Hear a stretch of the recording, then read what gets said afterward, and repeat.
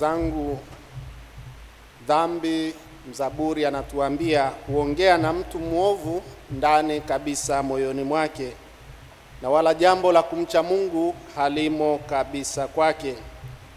Na anafanya hivyo kwa kuwa anadhani uovu wake hautagunduliwa na Mungu.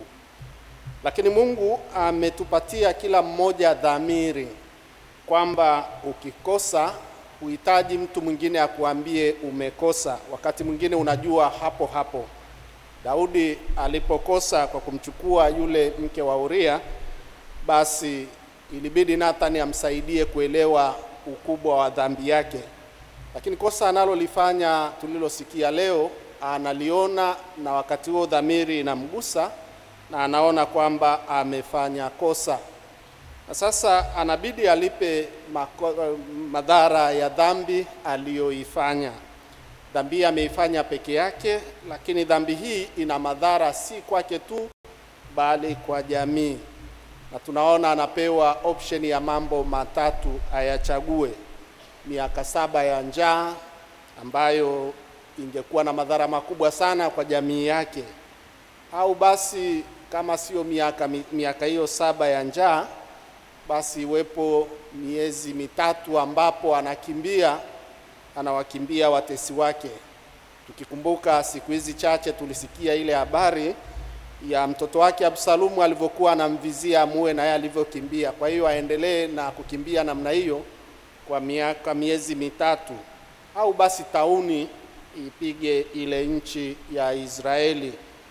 Tunatambua kadiri tulivyosoma, basi tumeona Waisraeli walikufa idadi kubwa kutokana na hii dhambi ya Daudi, kutokana na huu ugonjwa wa tauni.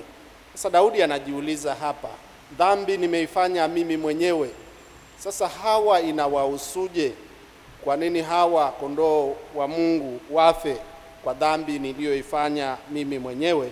Sasa hapo ndo linakaa fundisho kubwa la somo hili tunalolisoma, kwamba dhambi tunaifanya sisi peke yetu, lakini madhara ya dhambi hii basi yanakuwa au kwa nchi au kwa jamii au kwa familia.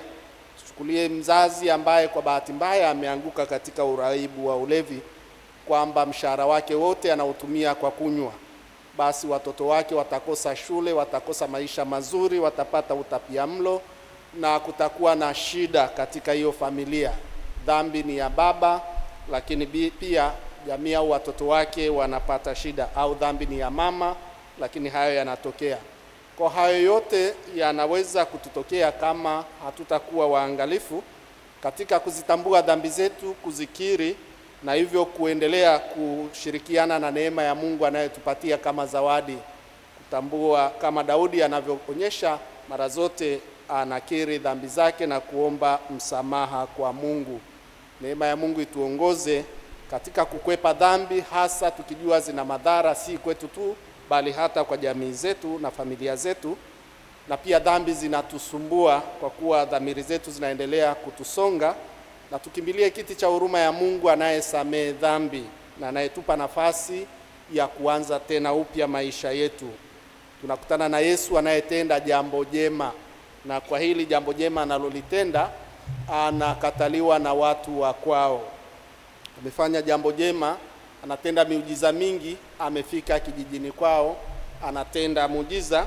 Sasa watu wanashangaa, wanafurahishwa kwa muujiza anaofanya, lakini baada tu ya kufurahi wanaanza kumchambua. Huyu si mtoto wa mseremala? Ndugu zake si wako hapa?